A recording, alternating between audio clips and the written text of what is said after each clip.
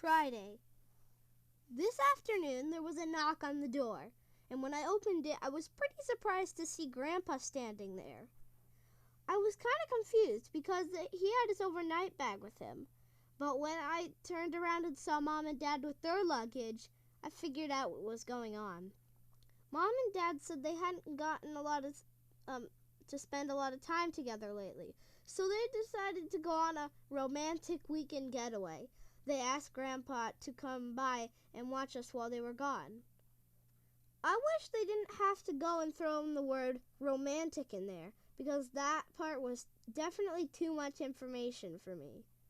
Mom and Dad didn't trust me and Roderick to be home alone because the last time they left us on our own, Roderick had a huge party. Whenever Mom and Dad go away, they usually leave us with Grandma, but Grandma's on a cruise with her friends, so that's why we got stuck with Grandpa. Mom and Dad don't give us any advance warning when they go away. For their anniversary, we didn't even know they were gone until they called. We're in Hawaii. The last time they left us at our own house was with Grandpa when me and Roderick were really little. I don't remember everything that went wrong that week, but I do remember that he dropped me off at the t-ball practice at the wrong time in the wrong field. I was standing in front of a bunch of big football players that looked like they were in high school or college. I don't think Roderick was crazy about the idea of having Grandpa as a babysitter because the second Mom and Dad left, Roderick took off. Unfortunately, I don't have a van or driver's license of my own, so I was stuck with Grandpa and Manny. Grandpa kept wanting to play this game called Gin Rummy.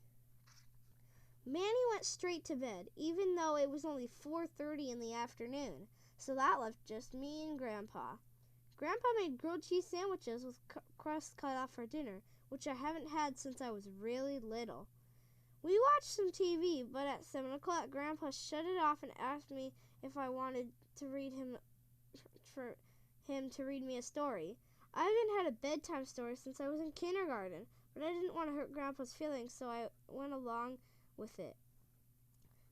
Saturday. Since I went to bed at 7:30 last night, I woke up really early this morning. And when I came downstairs, I saw a big white binder sitting on the kitchen table. It said on the binder, "Taking care of Gregory and Roderick, A to Z." All of a sudden, the grilled cheese sandwiches and the story and the early bedtime all made sense.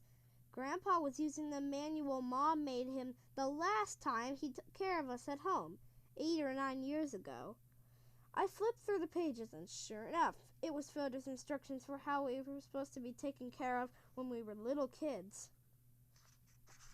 And at least 95 of it was totally outdated.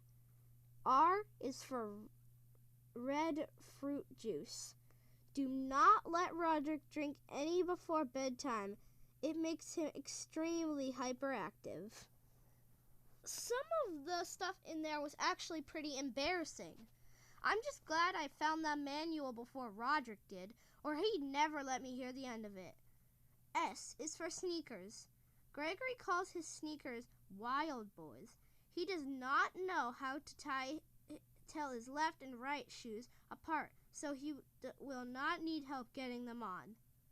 I flipped through some of the pages with T on it, and here's what I found. T is for television. The boys may watch up to 30 minutes of educational programming a day. I don't think I'm going to survive a whole weekend with Grandpa if I'm not allowed to watch a lot of TV, so I ripped out the page and drew up a new one. T is for television. Gregory is allowed to watch as much as he likes. Then I realized that the S page was on the back of the T page, so I had to replace that one too. S is for spanking. It's what you should do if Roderick ever leaves the house without asking first. Monday. Unfortunately, Mom and Dad got home before Roderick did yesterday, and Grandpa went back to his condo, which is a shame because I was really keeping my fingers crossed on that S thing. Mom and Dad said that they did a lot of talking over the weekend, and they agreed that things have started to slip around the house ever since she started going back to school. I figured Mom and Dad were going to chew us guys out for not doing our share, but she actually said that she was going to hire someone to help us with the cleaning. I couldn't believe what I was hearing. The words Mom used were domestic help, but I knew that was just a code for maid. I guess Mom was pretty embarrassed about having to hire someone to help us with the household chores because she asked us all not to mention it to anyone. Well, I'm sorry, but the opportunities like this don't come around too often for me, so it was a little hard to keep quiet at school. At lunch, I stood up on the bench and said, "We're getting a maid." Shirag Gupta and his family doesn't need a maid, and that he was glad that his mom is there when he comes home from school every day. But I'm sure that's what all the non-maid people say to make themselves feel better. Tomorrow is our maid Isabella's first day. I thought that meant we could all kick back and be a little extra slobby since someone would be picking up after us. But Mom made everyone clean the house tonight. She said she didn't want Isabella to think we lived in a pigsty. Tuesday. Today I went home from school. Isabella was in the family room watching a talk show. I guess I can't really blame her for loafing around since we had done all the cleaning before her, but she stayed on for about 2 hours and totally hogged the TV. Today on Darlena, backstabbing best friends. Said Isabella. Tonight, when Mom got home after her classes, she was amazed on how spotless the house was. I don't think she remembered that we were the ones who did all the work. But she seemed happy, so I didn't want to spoil it for her. I wasn't happy as Mom. Last night, I left Isabella a note asking her to take care of my laundry.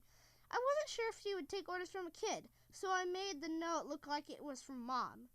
Dear Isabella, please do my son Gregory's laundry. Sincerely, Mrs. Heffley. I'm technically supposed to do my own laundry, and I didn't want Mom to find out I was asking Isabella to do it for me, so I put this line at the bottom. P.S. Now that you've written my note, you should just throw it out. Then I put the note on top of the bag and left it out where Isabella would see it.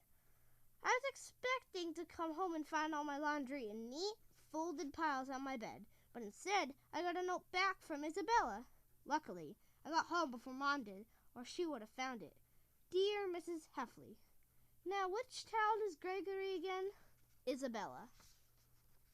That really stung because I had to haul my laundry bag all the way up backstairs, and let me tell you, it was a lot harder going up than coming down. Isabella doesn't come back until Thursday, so I guess I'll have to wait until then to take another crack at it. This is actually pretty exciting for me because I've never had anyone to farm my work out to. Roderick is always tricking me into doing stuff for him. He'll start by asking me to do something, and I always say no. Go get me some ice cream. No way.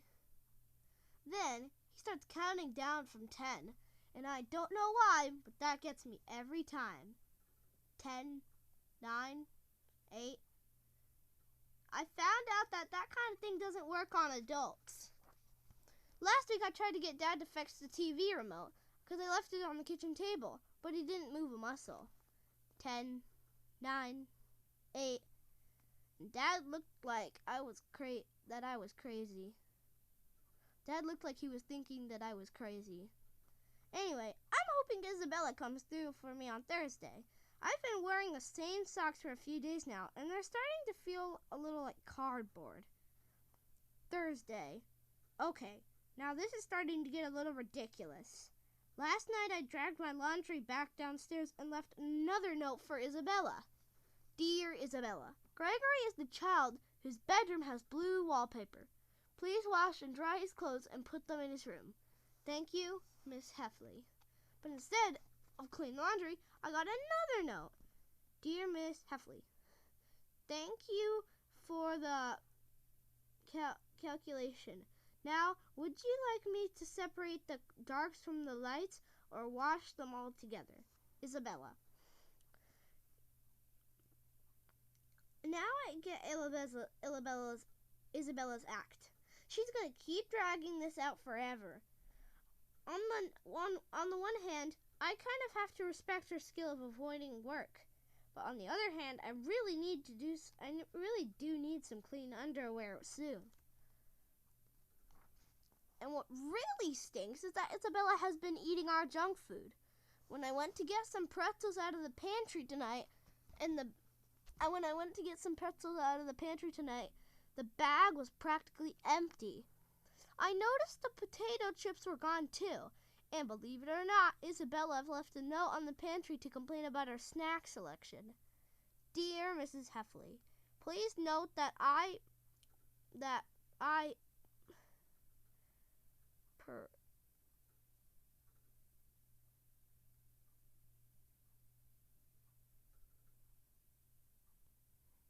well, the potato chips she ate were barbecue, so she didn't know it. Manny licks the flavoring off the barbecue chips and put them in the bag. Unfortunately, I had to learn that the hard way. Mom went out and bought a bunch of snacks just for Isabella and put them in the pantry, and the rest of us aren't allowed to touch them. Monday. Today at school, they announced that they're going to have a special fundraiser for the music program called a lock-in. From what I can tell, it's sort of like a big boy-girl slumber party, so you can definitely count me in. The flyer said, "Psst, we're having a lock-in this Friday night. Your child is invited to a night of supervised fun in the middle school auditorium. The event goes from dusk till dawn and features games and prizes. Chaperones needed. Admission is $5 and all proceeds will go to the Save Our Music Program Fund." The only thing that bothered me was the chaperone part. So I just cut that out before showing it to Mom. Tuesday. All right, I've had it with our maid. I gave her one more shot at doing my laundry, and she weaseled out of it again. Dear Isabella, it's fine to mix the lights and darks together. Please take care of your earliest convents as Gregory's out of clean clothes for school. Miss Heffley. This is what I found sitting on top of my laundry bag when I got home. Dear Miss Heffley, thank you for the calculation on how to handle the lights and darks. Unfortunately, I have misplaced your earlier note in which you stated who Gregory is. Isabella. I officially give up. Since I always clean the house before Isabella comes, I'm pretty sure the only work she does is writing these notes. And it gets worse. When I got into bed tonight, I felt something at the bottom of my sheet. I reached down and found out what I think was a pantyhose sock. That means that Isabella has been taking naps in my bed. I went to Mom's room and told her that I think she made a mistake hiring Isabella and that we should let her go.